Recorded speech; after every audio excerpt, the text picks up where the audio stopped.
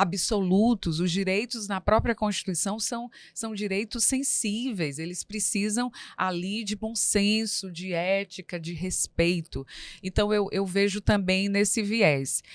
Só complementando o que ela falou, perfeita a fala dela, mas houve momentos, quando ela fala da origem, né, dessa gênese que é o patriarcado, mas nós já tivemos momentos na história, até na história da sexualidade mesmo, em que a mulher, que vivemos sob regimes do matriarcado, né?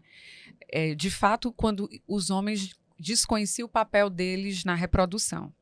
Aí houve um momento em que esses homens se apropriam do papel deles na reprodução e dizem, não, nós é que somos os donos da reprodução, sem a gente não tem. E aí eles fazem todo um redimensionamento. Que isso vai escalando, né? Então, um dia é a roupa que ela não pode usar, né? No dia seguinte é alguém que olha e o companheiro já acha que tem ali alguma coisa acontecendo, né? E age privando essa mulher de vida pública. Então, isso vai escalando no relacionamento e muitas vezes não é percebido. Acabei de fazer a minha interligação do esgoto. Vixe, interligação?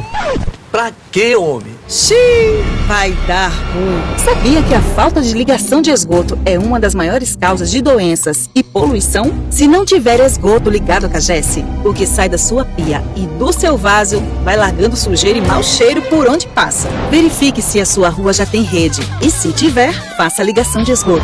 Esgoto. O trato é ficar ligado. Cagesse e Governo do Ceará.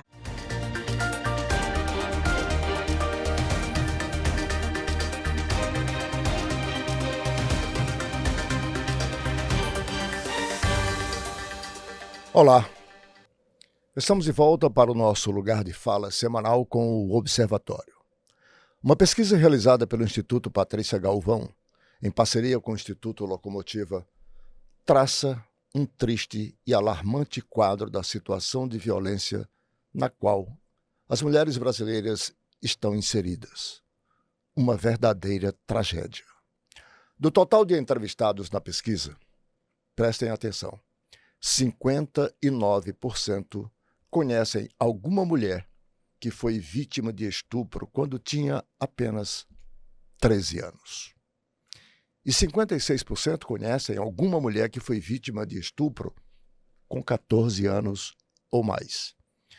Isso significa dizer 6 em cada 10 mulheres brasileiras foram vítimas de estupro e não contaram para ninguém sobre o abuso.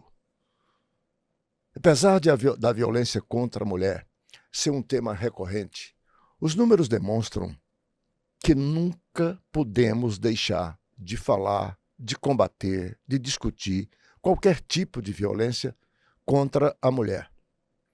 No ano passado, o Brasil atingiu o maior número de feminicídios desde o início da tipificação do crime, em 2015, segundo o último Anuário Brasileiro de Segurança Pública, divulgado no Fórum Brasileiro de Segurança. Sabe quantas? 1.492 mulheres vítimas, o que representa uma média de 4 mortes por dia. Somente em outubro de 2024 foi sancionada a Lei 14.994, que tornou o feminicídio um crime autônomo e elevou a pena, que variava de 12 a 30 anos, para 20 a 40 anos de reclusão. Pelos números, percebe-se que o aumento da pena parece não ter intimidado aqueles que insistem em praticar esse tipo de violência. As mulheres são vítimas de várias formas: a física, a psicológica, sexual, moral, patrimonial. Tem ainda a violência política de gênero, que é aquela que tenta excluir a mulher do espaço político, impedir ou restringir o seu acesso. Aliás, aqui na Assembleia Legislativa nós temos já 2 casos, 2 exemplos. Na última semana, a fala de uma vereadora do Amazonas chamou a atenção do Brasil por andar na contramão da luta das mulheres pela não violência. A parlamentar subiu à tribuna, exercendo o seu livre direito de representante do seu povo, para afirmar, pasmem, sabe o quê? A mulher deve apanhar sim, disse a vereadora. O discurso em si já é uma tragédia, uma coisa que revolta a todos, mas vindo de uma mulher e parlamentar, toma uma proporção ainda muito maior. A deputada Juliana Lucena, da Assembleia Legislativa do Estado do Ceará, e procuradora especial da mulher na Assembleia, repudiou o fato. Vamos conferir com o vídeo que vamos mostrar para vocês agora. Eu sou a favor da violência contra a mulher. Sim, quando o homem bate na mulher, eu aprovo. Lamentável, vergonhoso. É o mínimo que se pode dizer diante de tamanha infelicidade. É gravíssimo ouvir um representante do povo se posicionar de forma favorável à violência contra a mulher. Nós mulheres temos travado uma luta histórica para conquistar respeito, dignidade e proteção. E nenhuma autoridade tem o direito de legitimar a violência. O nosso compromisso é sempre pela vida das mulheres. A violência contra a mulher não é opinião, é crime. Nenhuma autoridade e nem ninguém. Além da procuradora, mulher Juliana Lucena, as deputadas Larissa Gaspar, Jô Farias, todas do PT, foram vítimas de violência política de gênero. O caso delas foi o primeiro a condenar um homem no Brasil por esse tipo de violência. Eu vou chamar mais um vídeo aqui de um outro vereador que, numa audiência pública, veja o que ele disse. É melhor você assistir pelo vídeo. Ô, minha filha, senta aí, fica quieto, você já latiu muito. Ah, cala a boca. Corta o microfone, por gentileza. Corta o microfone. Cala a boca é demais, Rogério, por gentileza. Pessoal, respeitem o vereador. E respeita o público também, Rogério. Não fala cala a boca para mim, por gentileza. Isso era uma audiência pública. Uma cidadã, com todo o seu direito de cidadania, resolveu divergir do parlamentar e ele saiu com essa pérola, como dizemos aqui no Ceará, sapecou essa, calha a boca, você já latiu demais. Violência contra a mulher é uma das tragédias da sociedade brasileira. E é para discutirmos os vários aspectos dessa violência que a gente precisa avançar nas garantias dos direitos, que nós recebemos hoje aqui Catarina Brasil, advogada, feminista, mestre em Direito Constitucional, doutora em Sociologia. Catarina é autora do livro Mulheres na Política, que tem bem a ver com essa violência de gênero, de restrição do espaço da mulher na política brasileira. Primeiro escritório de advocacia de combate à violência contra a mulher no Ceará. Também aqui conosco está Michele Quaresma, cientista política, professora, está permanentemente aqui conosco, contribuindo com a sua inteligência, discutindo todos esses assuntos que nós temos hoje em pauta. Agradecendo desde já as duas. Não foi por acaso que, para falar sobre violência contra a mulher, eu trouxe duas mulheres por demais indicadas para falar sobre esse assunto. E eu queria colocar para vocês, nesse contexto que nós estamos vivendo, qual é a gênese? Que você tem Lei Maria da Penha, você tem delegacias contra a mulher, você tem um aumento de pena de 12 a 30 para 20 a 40. E por que a violência só aumenta? Catarina, muito obrigado. Eu que agradeço, Arnaldo, pelo convite, mais uma vez, estar aqui com você, com Michele, para debater esse tema, que é um tema que a gente precisa sempre discutir. Nunca é demais falar da violência contra as mulheres, da situação das mulheres no mundo, no Brasil.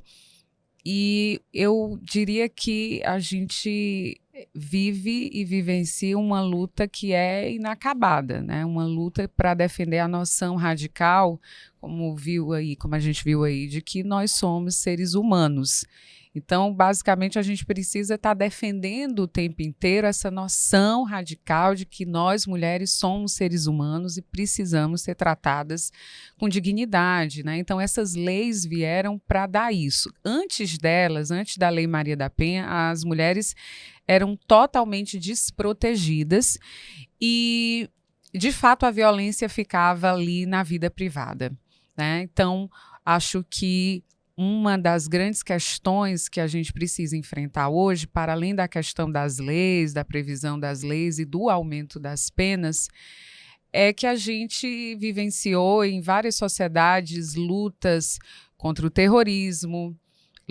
guerra contra as drogas, mas nunca o Estado, o poder público, ninguém que ocupa aí o poder se preocupou, de fato, com nomear isso como uma guerra contra a violência contra as mulheres. A gente não vê isso como um tema de grande proporção, que precisa ser pautado urgentemente. Então, o que é que a gente tem?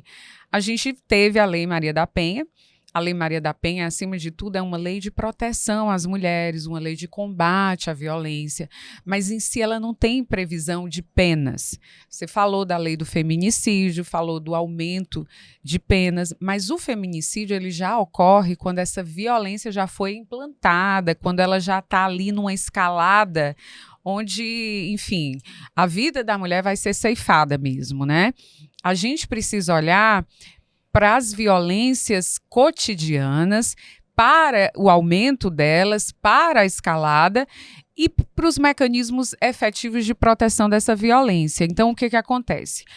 A gente tem políticas públicas, como você falou. Nós temos leis hoje, a gente tem o artigo 7º da Lei Maria da Penha que prevê uma série, nomeia de fato as violências que as mulheres sempre sofreram. Isso foi um avanço, porque até então as mulheres não tinham condições e nem a sociedade sequer nomear. Então esses homens falavam essas coisas aí, incitavam essa violência e ninguém tinha nem como contestar, porque de fato não era uma coisa nem nomeada. A Lei Maria da Penha veio e nomeou as violências. Então, isso foi um grande avanço. Agora, tem uma questão que, assim, que sempre me pergunta, por que a gente não consegue diminuir os casos de violência contra a mulher, sempre está aumentando? É que a gente tem um problema que as políticas públicas, a gente até tem, mas elas não chegam da porta para dentro de casa, onde a violência psicológica acontece, onde tem desvio patrimonial, violência moral, violência psicológica, e às vezes não tem como o Estado agir nesse ponto. A mesma questão, Michele, eu coloco para você. Você é cientista política, socióloga, está diariamente na sala de aula, você lida com jovens e adultos nas mais diversas faixas etárias, e certamente você, dentro da própria sala de aula, deve observar alguns exemplos sutis dessa violência na própria relação, né, em sala de aula e tudo.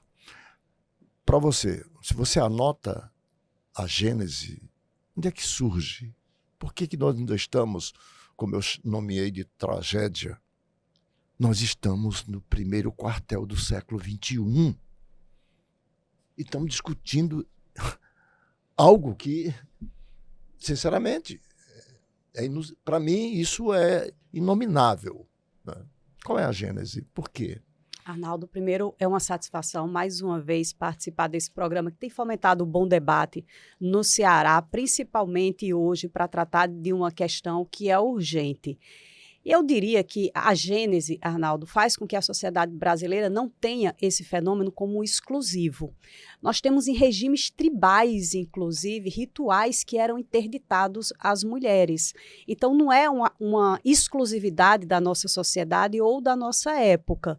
E durante muito tempo, no que consideramos o período antigo da história, as mulheres sempre foram reservadas ao espaço privado, ao espaço doméstico, né? Quando surge a vida pública, com as cidades, com o nascimento da política, da ética, as mulheres eram reservadas ao espaço doméstico. Elas cumpriam uma função somente de procriação.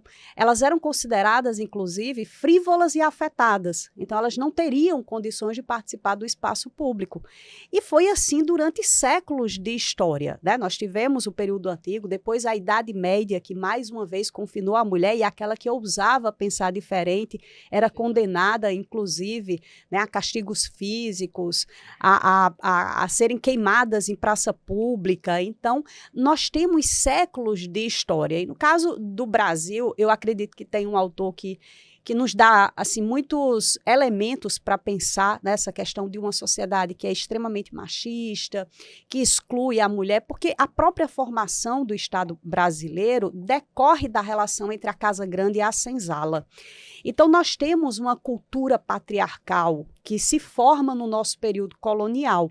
E isso faz com que a situação da mulher seja essa situação de um objeto, né? Afinal de contas, durante todo o período colonial, existia um senhor que era o dono de todas as coisas e de todas as pessoas. Então, a mulher ficava subordinada a esse homem e precisava aceitar os seus ditames. Aqui no Brasil é somente a partir do século XX, né, que nós temos uma incorporação da mulher como um agente social, político. Então é muito recente esse debate no Brasil sobre a condição da mulher no espaço público, sobre esse respeito que deve ser primordial nas nossas relações. Aliás, a cidadania política da mulher, já que você falou que só no século XX, ela só se dá vencida a segunda metade do século XX. A segunda metade do primeiro no século XX, que foi 32, Estado Novo, instituído o voto, o direito de voto, que a mulher que até então nem isso existia.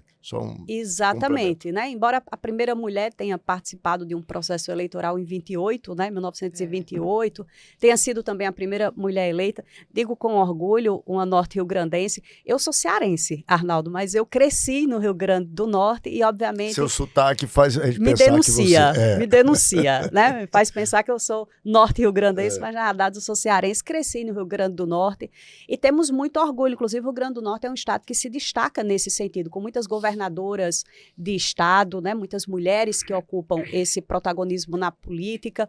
Mas veja, Arnaldo, quando nós temos uma fala como essa de uma parlamentar que se posiciona favoravelmente à violência e à violência de gênero, a violência por si só já deveria ser abominável, né? O ser humano jamais deveria praticar violência com outro indivíduo. Mas a violência de gênero é ainda mais grave, porque nós estamos falando de uma violência que incide pelo fato de ser mulher.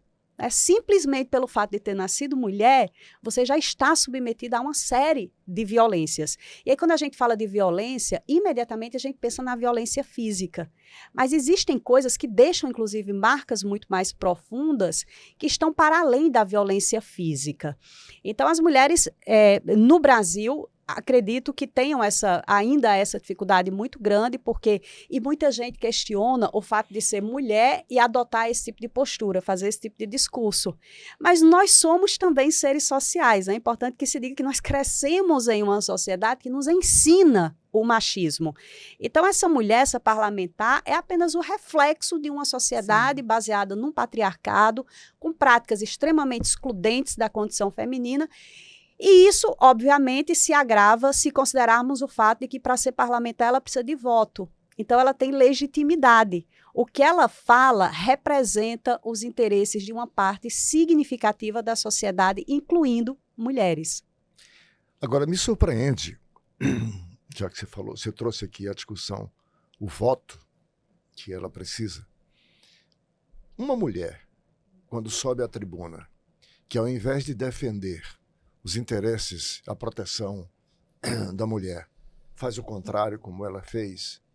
Será que ela ainda pensa em obter algum voto feminino? Detalhe, o eleitorado feminino é maioria no Brasil.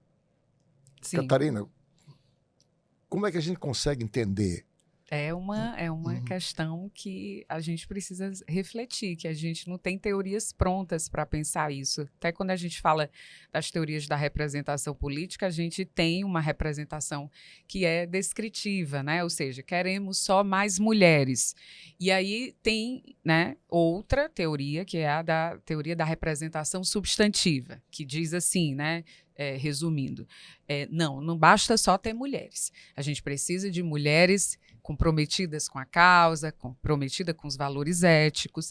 Agora, eu tenho um incômodo com isso, que é bem antigo, que é o seguinte: quando você vai assumir o cargo, tomar posse, é um ato público, né? Então, você faz um juramento público ali de defesa da ordem, de defesa da democracia, de defesa da Constituição e de defesa dos direitos fundamentais. Portanto, até por eu ser do direito, isso me incomoda muito, porque você não pode contrariar os valores, as garantias fundamentais. Então, falta uma educação política também. Então, eu, de fato, me associo e defendo que não basta só ter mulheres, né? A gente precisa de mulheres, sim, comprometidas. Isso está mais do que claro. Algumas mulheres reproduzem o machismo, a misoginia e até a incitação à violência. Então, é um contrassenso você jurar cumprir uma ordem, né, na qual você foi eleita e descumprir ela com seu mandato. Então, eu acho que eu defendo que, nesse ponto, a gente precisa ser aquele defensor dos direitos e das garantias e tratar isso. Agora, quando você encara isso só como uma liberdade de expressão, fica difícil punir, né? Por quê? Porque a gente tem uma tendência na nossa sociedade a naturalizar demais a violência contra a mulher. Então fica nisso. Mas ela tem uma opinião que ela é representada por boa parte da população. Sim, mas nós temos meios e garantias de constranger essa mulher, né? Efetivamente, que o exercício do poder público não é algo ilimitado também, até porque não tem nem direitos absolutos. Os direitos na própria Constituição são direitos sensíveis, eles precisam ali de bom senso, de ética, de respeito. Então, eu vejo também nesse viés. Só complementando o que ela falou, perfeita a fala dela, mas houve momentos, quando ela fala da origem dessa gênese que é o patriarcado, mas nós já tivemos momentos na história, até na história da sexualidade mesmo, em que a mulher, que vivemos sob regimes do matriarcado, né? De fato, quando os homens desconheciam o papel deles na reprodução.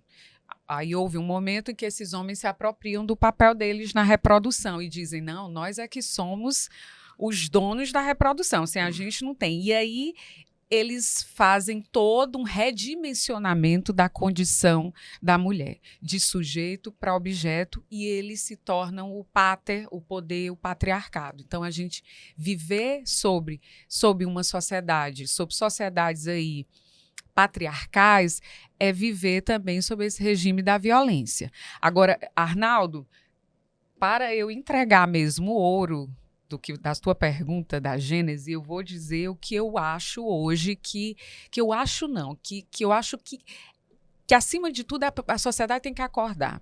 Nós temos a criminalização da homofobia, transfobia, por equiparação, mas nós não temos a criminalização da misoginia.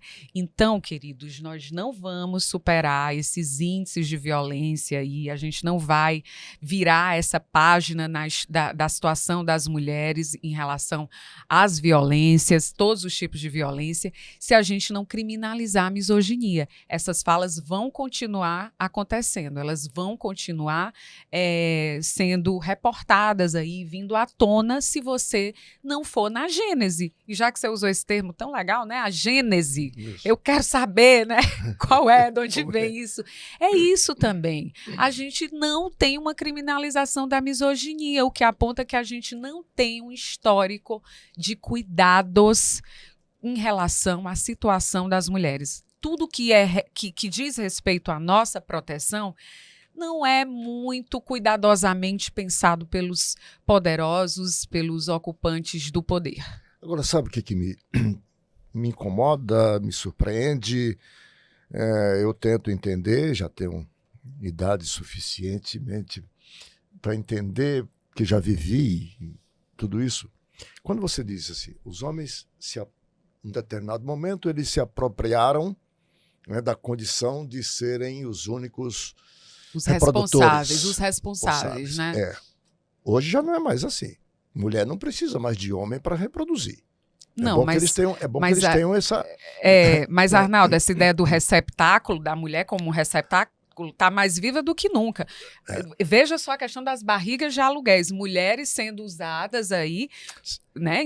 Então... Mas a ciência está aí para mostrar para os homens, tá, que pensam assim, que eles não são mais esses bambambãs que pensavam que eram. Mas o patriarcado, enquanto ideologia, foi sendo muito eficaz em usar isso para fazer o poder, para colocar eles como sujeito, como foi no momento inicial para legitimar o poder. Claro que a gente teve, né, transformações. Óbvio que alguma coisa tinha que ser pensada, tinha que ser feito. E pensar na inclusão da mulher na política, nesse espaço de poder público. Olha como a coisa é difícil. Foi preciso se criar uma cota. Foi preciso que se criasse uma cota para que os partidos políticos, como uma dádiva dos senhores, vamos dar aqui 30% aqui de cota para elas e tal. Isso já é muito grave, a meu sentir. Aí, quando ele usa esses 30% dessa cota para cumprir a mera formalidade e pega os recursos, que seriam, portanto, também destinados para essa cota de 30%, e faz a mulher de laranja para poder se apropriar desses recursos públicos para fazer as suas próprias campanhas, estão aí os exemplos para ver. Michele, a cientista política aqui é você, não sou eu. Eu vou me despir da minha condição. Arnaldo, essa é uma questão complexa, né, que diz respeito aí a essa cota de gênero. Na realidade, é uma cota de gênero, né, mas a gente nunca teve um partido político que apresentou 30% de candidaturas masculinas e 70% de candidaturas femininas, né? Isso nunca aconteceu. Na realidade, são mecanismos para fomentar essa participação. O espaço da política é um espaço muito ríspido para a mulher, né? Primeiro porque, Arnaldo, a gente tem uma desqualificação muito grande da política. Na nossa sociedade, quando se fala sobre política, é de maneira depreciativa em todos os espaços, em casa, quando se discute política, nos meios de comunicação, na escola, agora na igreja, né, que virou um espaço privilegiado para se discutir política. Então, quando há esse debate, é de forma depreciativa. Então, a sociedade já cresce com uma percepção muito negativa da política. Dificilmente nós vemos, por exemplo, quais são os grandes projetos que contribuem para uma melhoria significativa da vida da população, né? Isso não está sendo discutido. Recentemente tivemos um aí, proteger a lei da bandidagem, como ficou conhecido sequer. É uma outra questão, né? Assim, esse distanciamento, né, entre aquilo que é a real necessidade da sociedade, aquilo que é discutido e aprovado pelo Parlamento brasileiro. Eu fiz essa ironia para mostrar quão grave é a situação atual da política. Sim. Tudo evoluiu. Voltemos aqui ao início dos anos 90, depois que nós conseguimos conquistar as duas utopias que tínhamos naquela época. Quais eram essas utopias, a meu sentir? Redemocratização, conquista da redemocratização, conseguimos, com a Constituição de 88. E um padrão monetário estável para conter a inflação, que era 300% ao mês. A gente conseguiu, com o real. De lá para cá, a gente tem pela primeira vez uma moeda estável em 40 anos, um tempo mais longevo de democracia. Aí vem alguém, agora, e propõe, a maioria, 358, e aprova uma lei como essa. Isso, para mim, é o atrofio da política. Evidencia esse distanciamento, né? E não à toa é que há um percentual significativo da sociedade brasileira, 73% da população, segundo a Universidade Federal Fluminense, que fez uma pesquisa recente com o Instituto Datafolha, que é um percentual alto da sociedade brasileira que está extremamente descontente com a representação. Não é que as pessoas desacreditem da democracia. Né? O regime democrático é considerado por mais de 70% das pessoas que foram entrevistadas o regime mais condizente com os nossos tempos. Mas a representação política é muito ruim, até porque as pessoas olham para a representação e não se reconhecem nela. A sociedade brasileira é majoritariamente feminina, é majoritariamente escura, é majoritariamente de trabalhadores. Quando a gente olha para o parlamento brasileiro, por exemplo, a gente não se reconhece naquela representação. Então, há um distanciamento muito grande. E aí nós temos os agravantes disso, né? Por exemplo, as taxas de renovação parlamentar no Brasil, elas são sempre positivas. Mas quando nós olhamos com a lupa, nós vemos que a representação, ela continua reproduzindo hábitos, práticas extremamente tradicionais. E não raro também as pessoas que a renovação é só do ponto de vista de pessoas, mas não de projetos, porque entram os consanguíneos, entram os da mesma família política, né, daquelas pessoas que já se apoderaram do poder no Brasil. O que evidencia que a legislação eleitoral brasileira faliu faz tempo. E a questão, eu acredito, Arnaldo, que é muito maior. É claro que a lei cumpre um papel educativo e a primeira função de uma lei é educar a sociedade. Mas eu acredito que o debate deve ir além disso, né? Porque se, por exemplo, a criminalização da transfobia, se fosse suficiente, nós não seríamos recordistas em morte de pessoas trans no Brasil, em assassinatos de pessoas trans no Brasil. Nós precisamos levar esse debate para a formação dos indivíduos. Nós precisamos, nas instituições sociais, privilegiar esse debate acerca do respeito à diversidade, em todos os níveis, não é só relativo à condição de gênero. E aí, a participação feminina, por exemplo, nós precisamos ampliar a participação feminina de mulheres pretas, de mulheres periféricas, porque a gente não pode considerar que há uma realidade homogênea em relação às necessidades das mulheres. Uma coisa é a condição da mulher que vive numa cidade como Fortaleza, por exemplo, numa área privilegiada da cidade, que tem estabilidade financeira, que goza de todos os bens e serviços que a sociedade pode produzir. É diferente da situação de uma mulher periférica, que é a provedora do lar, que muitas vezes vive ali no limite, tendo que entregar seus filhos para, né, vizinhos, para pessoas que se dispõem a cuidar dessas crianças, ou seja, não tem nem a possibilidade de ajudar na formação dos próprios filhos. É uma realidade muito distinta. Ausente de serviços essenciais como saúde, segurança, educação, muitas vezes, que dê uma condição para que essas pessoas mudem de vida. Então, são realidades muito distintas. E aí, como eu falava anteriormente, a condição da mulher no espaço da política ainda é uma condição de muita rispidez. Nós temos essa dificuldade muito grande, por exemplo, de mulheres que já no espaço da política, porque o simples fato de estar no espaço da política, no nosso caso, já coloca o indivíduo nessa situação de um indivíduo que está ali para se beneficiar, um indivíduo que está movido por interesses egoístas. É essa percepção que a sociedade tem da classe política. Então, para a mulher isso é muito mais difícil. É muito mais difícil, Arnaldo, por exemplo, para uma mulher ter que escutar de outras pessoas adjetivos depreciativos quando ela é mãe, por exemplo, né? Porque isso afeta toda uma relação familiar. Então, é um espaço para as mulheres ainda muito difícil de ser ocupado. Então, tem que ter mecanismo para garantir essa participação. E um desses mecanismos está exatamente nessas cotas de gênero. Além disso, obviamente, com o avanço desse instrumento, nós temos essa questão da distribuição dos recursos financeiros. Diga-se de passagem, é importante que se fale sobre isso, recursos públicos, né? Dinheiro do contribuinte. Nós já estamos esgotando aqui, exaurindo o tempo do primeiro bloco da nossa discussão. Eu vou chamar aqui uma nota de utilidade pública e o intervalo, porque quando eu voltar, eu vou colocar para que as senhoras analisem os números que eu apresentei aligeradamente no editorial de abertura. Os meses de setembro e outubro, novembro e dezembro, como sabemos, são os meses mais quentes de toda a região Nordeste. E com a chegada das altas temperaturas, a CAGES alerta para o uso responsável da água e os cuidados necessários durante todo esse período. Em setembro, por exemplo, as temperaturas devem ficar acima da média. E em grande parte do país, algumas atitudes simples, como tomar banho mais aligeirados, vão economizar muita água. verificar vazamentos, também fechar a torneira enquanto você escova seus dentes, são medidas bem simples que se deve adotar para que a gente possa manter o máximo da nossa segurança hídrica. Eu vou chamar o nosso primeiro intervalo e quando voltarmos eu quero colocar os números do Brasil como um todo nas várias tipificações de violência para a gente discutir caso a caso. Um instante só.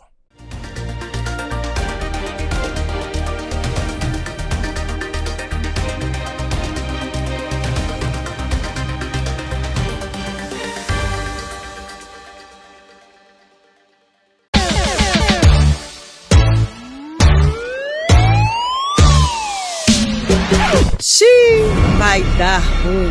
Jogar óleo ou resto de comida no ralo só vai dar dor de cabeça. Jogar óleo na pia entope o seu encanamento, causando extravasamento de esgoto. Faça o descarte de óleo corretamente. Esgoto. O trato é ficar ligado. CAGES e Governo do Ceará.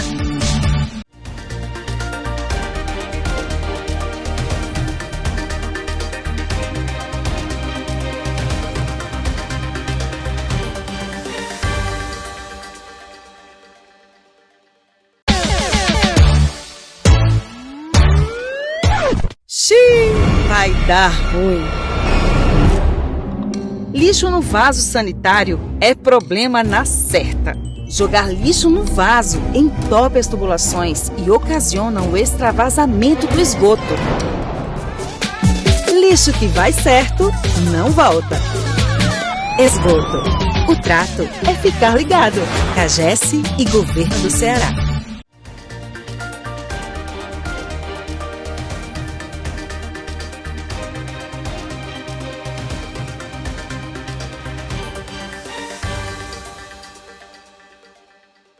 Estamos no nosso lugar de fala com o observatório de hoje, com duas das mais legítimas representantes do gênero feminino, primeiro pelo compromisso que tem com essa causa, segundo pela formação de cada uma, formação intelectual bem acima da média do que nós temos no Brasil, e, portanto, estamos aqui tentando entender todas essas variáveis que nos levam, como disse, a ainda estarmos vivenciando o que eu chamo de tragédia, que é esse grau de violência inexplicável.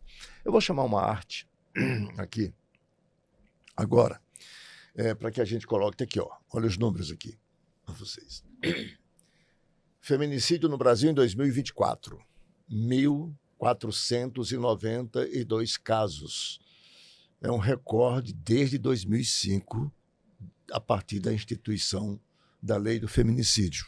Né? Estupros, 87.545 casos, o maior número já registrados. Vamos ficar nesses dois primeiros? Eu quero ouvi-las sobre isso.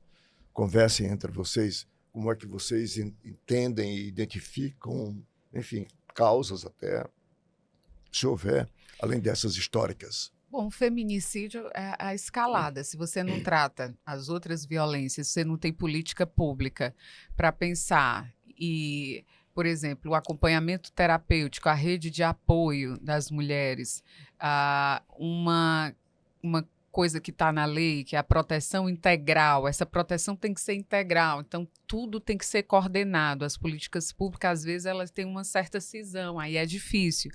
Por exemplo, quando as mulheres também vão se separar, as varas, a protetiva é numa vara para solicitar e a separação noutra vara. O ideal e a própria lei diz que deveria ser na mesma vara. Então, a gente ainda tem um sistema de justiça que não se incorporou, que não se ajeitou para receber essa política pública tão importante que é a Lei Maria da Penha. Então, é por isso que a gente é recorde mesmo que a gente tenha... Agora, de 2015, né? Por mais que a gente tenha conseguido, é pouco tempo para poder avaliar aí os impactos da lei, né, na redução dos casos.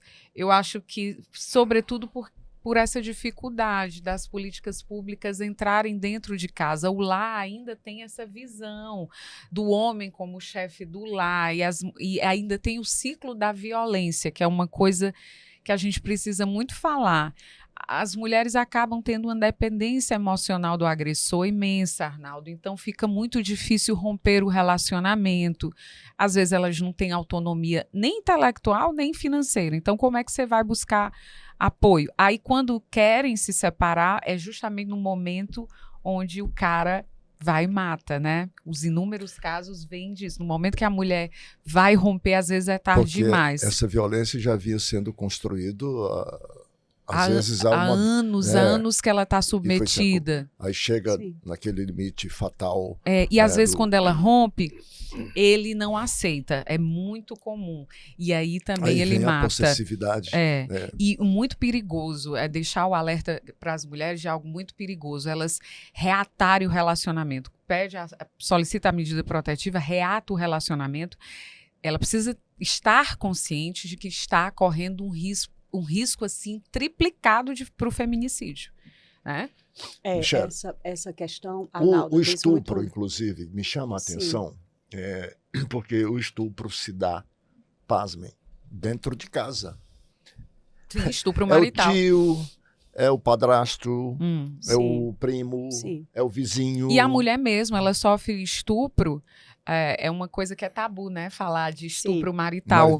Mas essa ideia bem patriarcal, né? Das cavernas, dizer você é minha propriedade e não pode me negar. Esse corpo pertence à mulher. Isso me faz lembrar uma novela que passou aí há algumas décadas e você vai se lavar que eu vou lhe usar hoje. Exatamente. Mas é isso mesmo, a ideia do estupro marital. Arnaldo, essa ideia, né, de que o ato tem que ser envolvendo violência, né? Quando, na realidade, o não consentimento já caracteriza uma situação de estupro. E isso é muito comum, né? Nos casamentos, por exemplo, da mulher achar que precisa estar nessa condição de disponibilidade o tempo todo, porque a relação conjugal impõe que ela esteja disponível o tempo todo. Ainda há uma falta de compreensão muito grande no universo feminino em relação ao que é abuso. As mulheres muitas vezes não conseguem reconhecer, por exemplo, a violência psicológica que é cometida contra elas. É uma violência muito difícil de ser reconhecida pelas mulheres, principalmente quando há esse nível de dependência muito grande em relação ao homem, porque ele sempre apresenta o argumento, né, quando a inferioriza, quando a coloca numa situação de subordinação, de que é zelo, de que é cuidado. E tem muito isso na cultura brasileira, né, do homem se colocar nessa posição do cuidador da mulher, como se a mulher precisasse dessa proteção, né?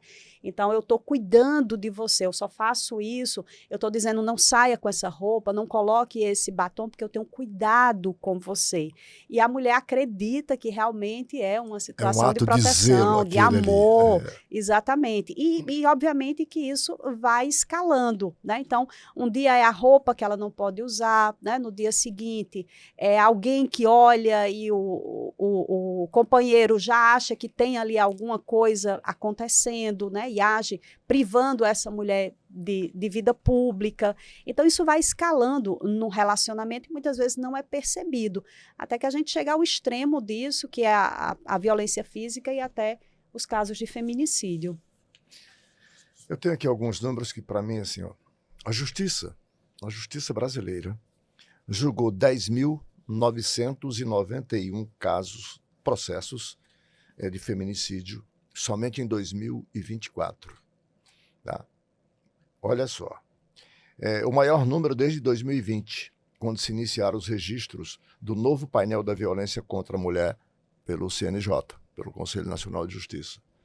Então, é uma escalada que você fica assim. Quer ver outro dado? Em 2024, o aumento de casos de feminicídio julgados foi de mais de 225%. Mesmo com o poder judiciário lento, como a gente sabe que é, burocrático e tudo, 225% de aumento, ou seja, 10.991 casos, em comparação com 2020, que foi apenas não, 3.375, que é números Os números são superlativos aqui todos. Para o bem e para o mal, não tem como. Você é do direito, Catarina. Sou. Você é militante, tem obras publicadas, enfim, advoga.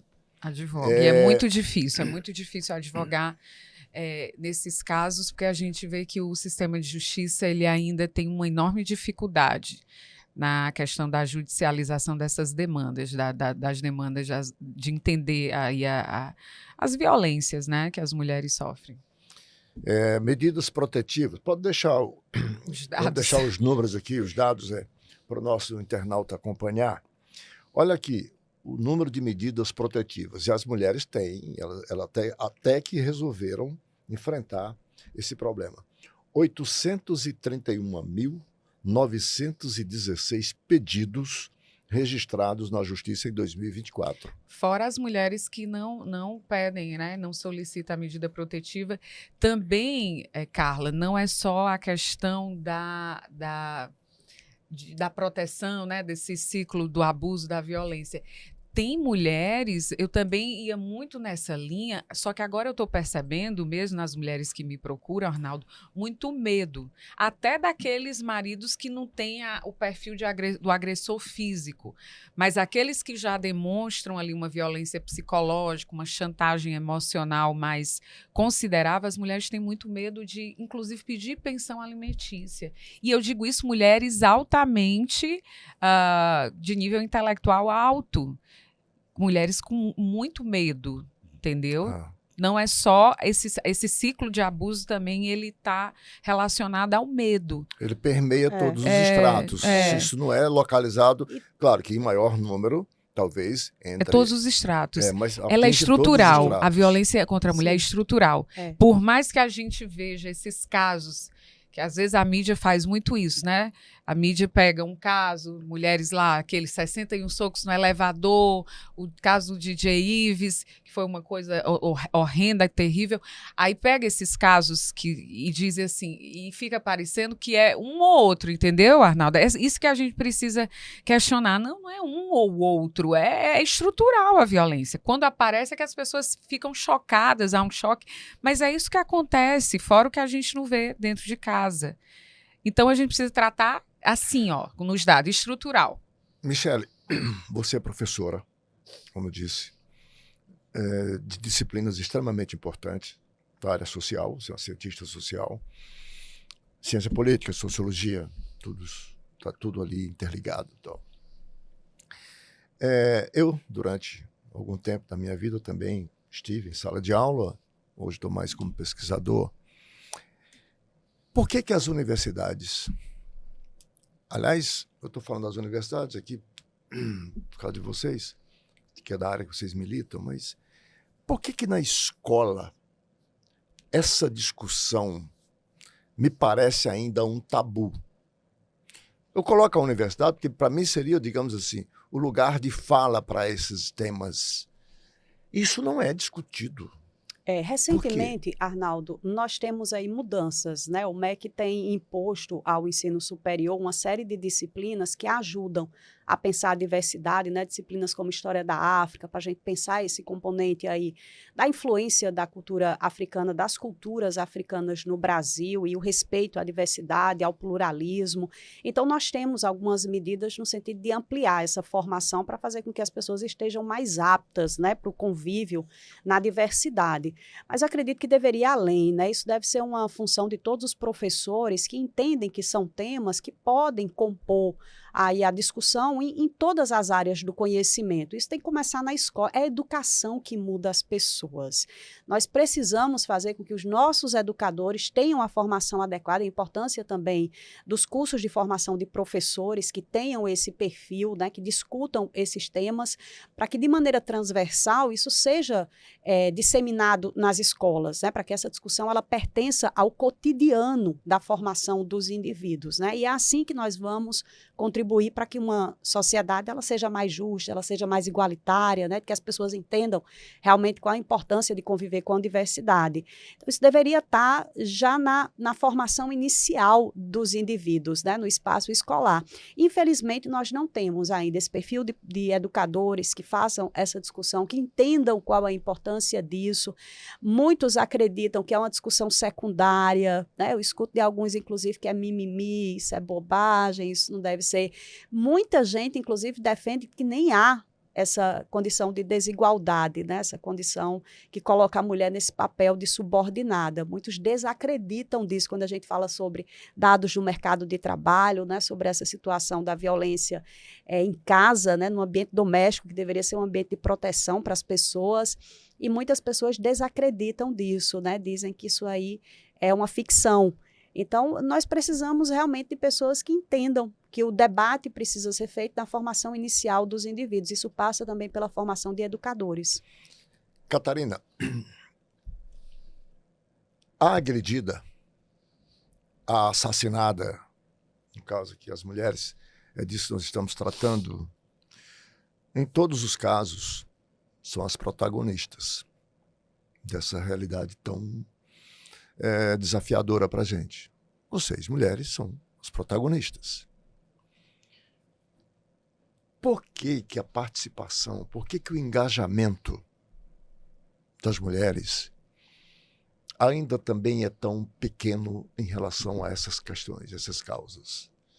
A gente não observa, assim, não sei se é uma falta de consciência política, social, não sei se é o próprio medo, mas essas discussões, ela é feita entre nós, entre meia dúzia de pessoas que se preocupam com isso, como nós aqui, e trazemos esse assunto, quando, na verdade, devia haver um engajamento, uma mobilização das mulheres em torno dessas questões. Eu vou discordar um pouco, Arnaldo. Fique à vontade, discorde muito. Eu acho que, com todo o respeito e carinho que eu tenho por você, eu vou discordar. Eu acho que as mulheres, sobretudo nos movimentos sociais, elas têm se mobilizado, elas têm criado formas de criar redes de apoio.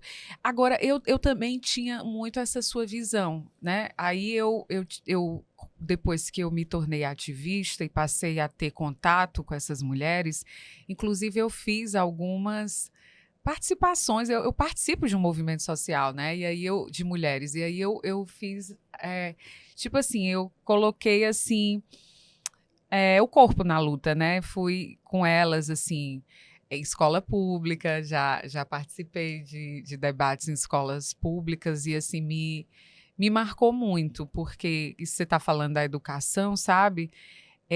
Nesse dia a gente não teve uma conversa bem horizontal. A gente está muito acostumado a fazer esses debates de forma vertical, discutir violência de forma vertical. Esse dia na escola pública, com os alunos, foi um dia marcante para mim, porque depois a gente foi ouvir esses adolescentes, né? E eles já tão jovens, já tinham sofrido violências extremas. Eu lembro de uma menina que se emocionou muito, chorou muito, quase não conseguia falar, mas com a voz embargada, ela nos relatou o assassinato da irmã dela, que era casada com um policial. E esse policial matou ela com a arma dele.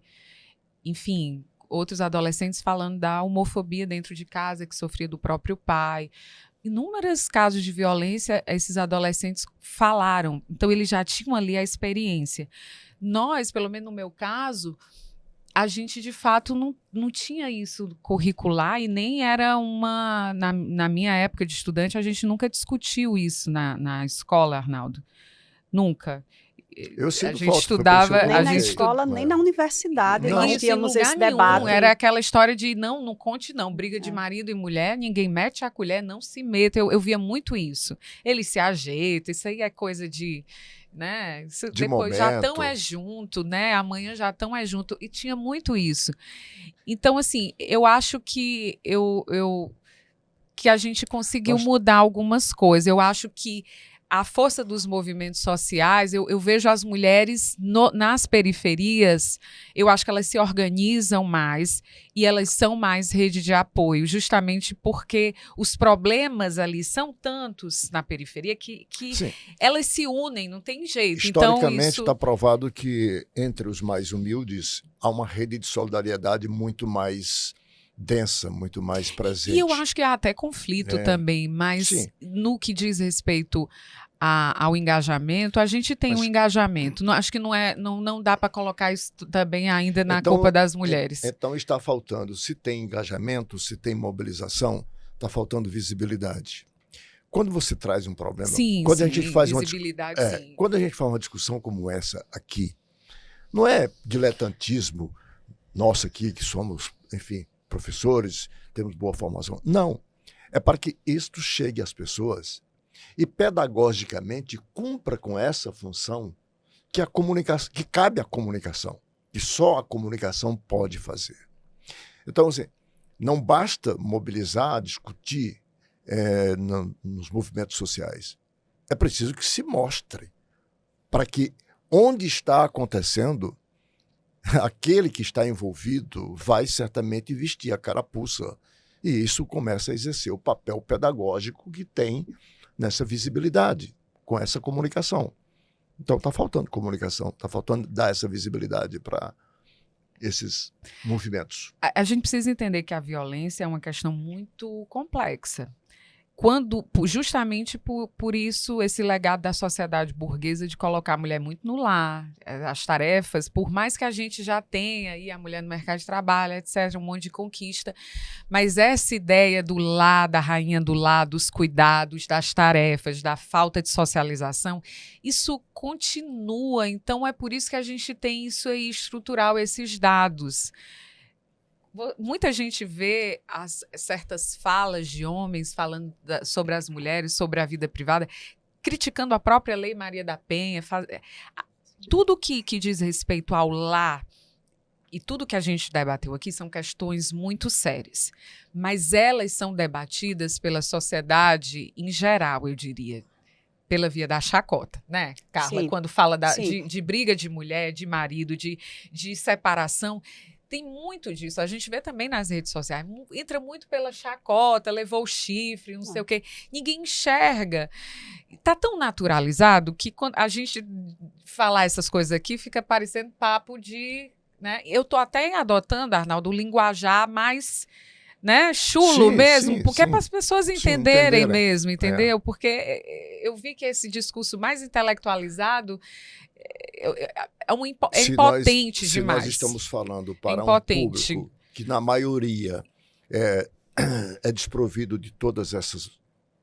Parece que o debate... Então a gente tem que descer para poder nós atingirmos a quem nós nos dirigimos. Então, não se preocupe, pode usar a sua linguagem simples, que você disse que estava usando. Eu estou tentando, porque, olha, uma vereadora, né, que diz isso, que tem que apanhar, às vezes tem uma penetração enorme. Nós só estamos discutindo aqui porque ela veio e abriu a boca. Não, me chamou a atenção de tal forma que eu digo que eu não posso deixar de discutir. Aí a mulher abre a boca e chama a atenção.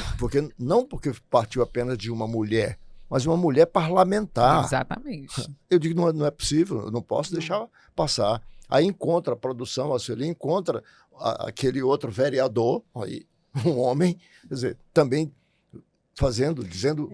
Olha, eu nem vou longe. Na academia essa semana, casos, né? Na academia essa semana eu estava ouvindo 2 homens super preocupados com isso, que agora tudo é palavra da mulher. A palavra da mulher quer dizer que agora a mulher vai dizer que sofreu e a gente. Então os homens estão muito preocupados, Carla, estão se sentindo ameaçados com esses novos contornos, porque não tem só desmobilização, não. Tem uma mobilização pedindo criminalização, pedindo punição. É claro que nós tivemos avanços, né? É inegável. Mas, Arnaldo, em relação à comunicação, acredito, né, que é necessário também expandir essas vozes, né? Fazer com que mais pessoas conheçam realmente quais são os tipos de violência, porque muitas mulheres realmente não sabem. Eu tenho pessoas muito próximas a mim, com nível intelectual muito alto e que não têm esse dimensionamento correto. Não sabem que estão sofrendo violência patrimonial, por exemplo, não sabem que estão sofrendo violência psicológica, elas acham que a violência é somente a violência física, então se ainda não bateu, não existe violência, é parte de uma relação. Então nós precisamos fazer com que essas informações cheguem cada vez mais a mais pessoas, ocupar esses espaços que são privilegiados na área da educação para fazer com que essa juventude comece a pensar melhor essas questões, e a comunicação é imprescindível para isso, principalmente porque hoje nós dispomos de redes sociais, né, que elas sejam utilizadas aí de maneira benéfica, né, para construir o bom debate, para fazer com que cada vez mais as pessoas sejam esclarecidas em relação aos seus direitos, como elas devem se posicionar quando elas se sentirem violentadas, abusadas. Então, acredito que ainda talvez falte, né, orientação nesse sentido. Sim. E talvez isso deva também entrar aí no rol de políticas públicas, né, na formação de mulheres, da mesma forma que essas mulheres precisam ser capacitadas para o mercado de trabalho, para que não tenham dependência financeira dos seus companheiros, né, e assim tomem coragem de romper com um relacionamento abusivo. Também deve existir essa preocupação com a formação também desses grupos para que eles possam utilizar a comunicação de uma maneira eficiente, difundindo essa informação que é tão importante. Me preocupa, e por isso eu trouxe aqui o papel que tem a comunicação nesse processo, porque tem os modismos, né, com a evolução, as linguagens e tudo. Tal. Por que eu defendi que você use a linguagem mais simples? Perseguição obsessiva.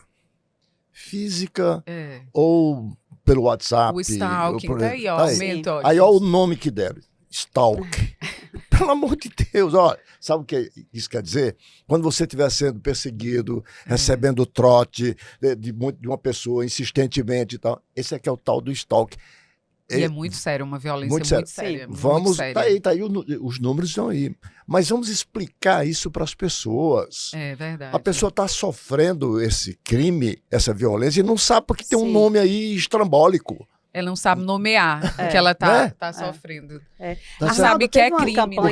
O cara tá todo dia na rua da mulher, já que estamos falando contra a mulher, todo dia na esquina, ela passa, ele xinga, tal, corre. Ela não sabe que está sofrendo o tal do stalking. Stalking, a perseguição. A perseguição, né? Essa obsessão que tem. Uma perseguição contumaz, todo dia, toda hora. Por isso que eu defendo que a gente tem que se comunicar, a comunicação tem esse papel, tem que valorizar essa mobilização, e ela tem que ser simples para poder ser eficaz. Sim.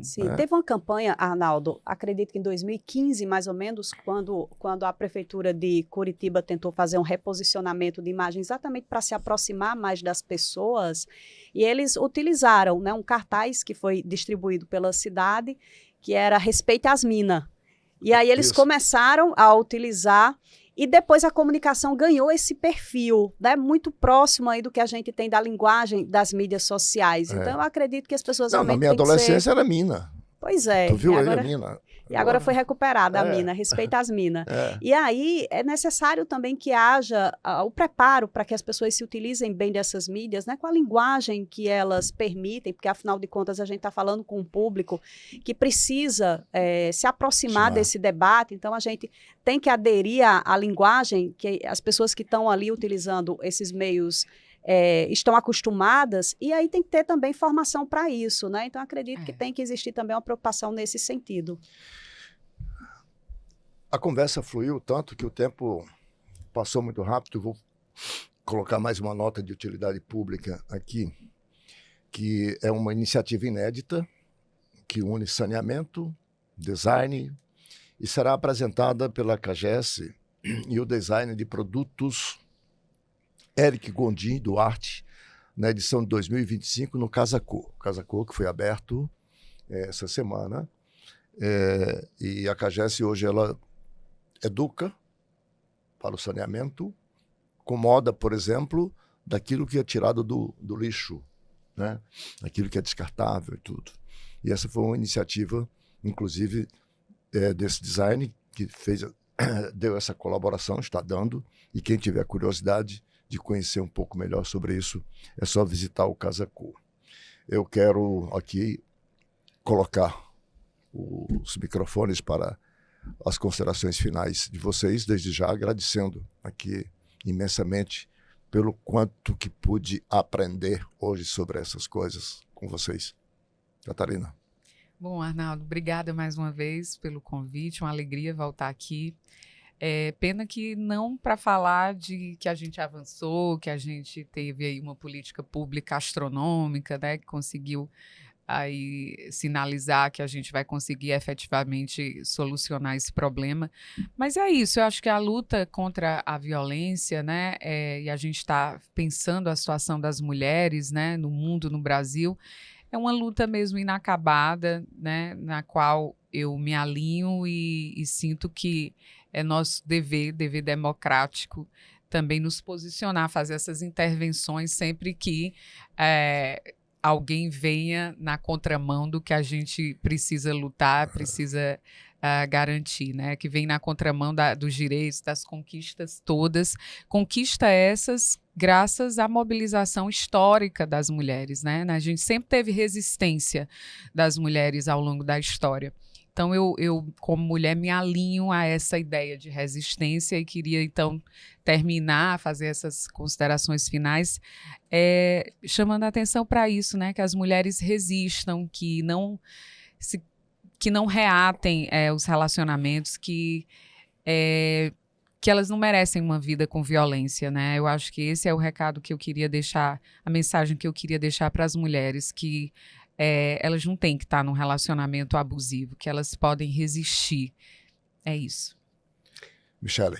Arnaldo, eu quero mais uma vez agradecer enormemente. Você sabe da admiração que eu tenho por você. Você é um dos grandes expoentes da comunicação no país. Então, você trazer esse debate é extremamente importante, porque você conversa com muita gente. A Catarina, que deu uma aula aqui. Aprendi muito com você hoje. Com você, Carla. Então, eu só tenho a agradecer por esse momento e dizer da importância da formação das pessoas, né? Nós precisamos fazer com que essas conversas elas estejam no ambiente familiar, no ambiente educacional. É através disso, da formação das pessoas, que a gente muda a realidade de uma sociedade. Então, parabéns por trazer esse debate. Me coloco sempre à disposição. Quando você precisar, estarei aqui novamente, porque um convite seu, para mim, é uma intimação. Muito obrigado. Muito obrigado pelas palavras tão valorosas. O que a gente faz aqui é um pouco de esforço de cumprir com o papel que nos cabe. Na comunicação, assim como nos fóruns de debate e discussão em que nós frequentamos. Esse título, Observatório, as pessoas não se apercebem do seu significado, da sua extensão. Nós estamos aqui a observar. O que é que nós nos propomos a observar? A observar aquilo que é do interesse coletivo. Não, o que é mais do interesse coletivo, senão a preservação, o respeito à dignidade, a preservação da vida, né, das pessoas. Assim como quando a gente discute aqui a política na perspectiva econômica, é porque a gente sabe que todos os passos na economia brasileira têm repercussão direta, né, na vida das pessoas. Então, o que nós estamos fazendo aqui é isso, observando para que lado o mundo está pendendo, a sociedade, e a gente tentar fortalecer essas lutas todas aqui. E claro que para isso contamos com pessoas como vocês, abnegadas na luta, no dia a dia. Com o nosso assinante, com o nosso internauta. Assinante, olha aí. Com o nosso internauta também, que nos segue, que nos acompanha nas redes sociais, Observatório com Arnaldo Santos ou Arnaldo Santos 1303, inclusive sugerindo pautas, discussões, fazendo suas críticas, suas observações aqui, para que a gente melhore essa observação dos fatos. Tá? Até o próximo Observatório.